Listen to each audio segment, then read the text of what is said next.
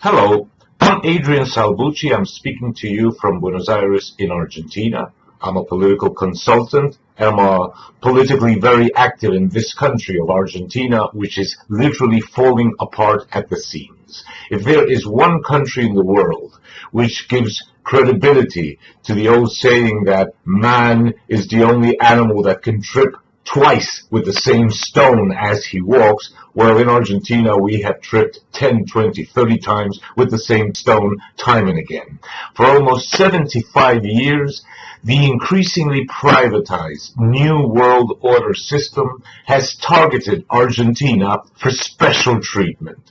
Maybe it was Juan Perón's fault. Juan Perón was a leader in this country who basically in 1945 carried out and led what could be described as a fascist revolution just when the great allies had stopped fascism in Europe.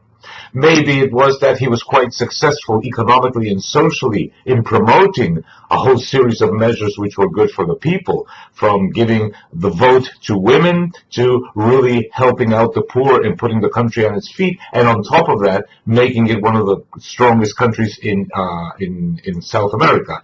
Maybe it was our geopolitical ambitions. Yes, they were, and they were quite strong at the time. Maybe it was also the fact that we gave the Brits a hell of a fight during the Malvinas Falklands War in 1982. I don't know. But whatever it was, defeat after the Malvinas Falklands War, which we lost militarily, defeat was shoved down our throats in the form of democracy, which I call basically moneyocracy, because it's all based on huge amounts of money financing the worst local politicians that have literally led this country down the drain. I'm 67 years old right now, and in my lifetime I had gone through 4 military coups, a lost international war against not just Britain, but Britain and the United States and even NATO, a civil war against guerrilla forces in the 70s that were financed and promoted from Moscow and Cuba. And God knows how many financial, banking, public debt, hyperinflation, and monetary crises we're in the midst of one right now, with huge inflation and huge hardship for our people. We are now, once again, I'm speaking to you on 22nd June of 2019. We're in the midst of yet another election where they are going to impose their own favorite candidates. When I say they, I mean those people running the privatized New World Order from New York, from Washington, from Europe, from London, and elsewhere. They're going to again shove down our throats their candidates. Now this forebodes a final national agony for Argentina. We either react or we die as a nation. For the past 20 years, a small group of citizens in Argentina, and myself included, perhaps as their leader, have been fighting to put Argentina on its feet, and we call our proposal the Second Republic Movement. Proyecto Segunda República. You can see the sign right behind me. PSR. Proyecto Segunda República, Second Republic Project. Now, what are we proposing? We're saying something which is common sense. Argentina's first republic, which is right now, which was historically founded in 1816, is basically all but dead. It's in agony. And we either disappear as a nation, which is never really an option, or we say, okay, the first republic is dead, long live the second republic. And we are working for the second republic, refounding our nation, starting from scratch, as France did in 1957, 1958, when they realized that the fourth republic was no longer viable, and they founded a fifth republic, thanks to Charles de Gaulle, and they've been doing things quite well. Now, practically everything I have published is in the Spanish language. I've published several books on geopolitics, on economics, and so forth.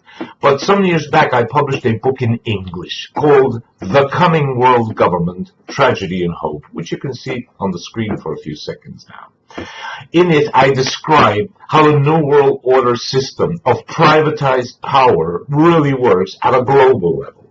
Private institutions have wielded huge political influence.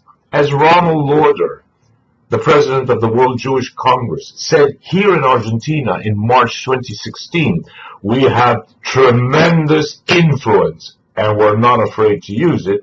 Now that is the key word for private power, tremendous influence, making everybody an offer you can't refuse, as Don Corleone, the Godfather, did.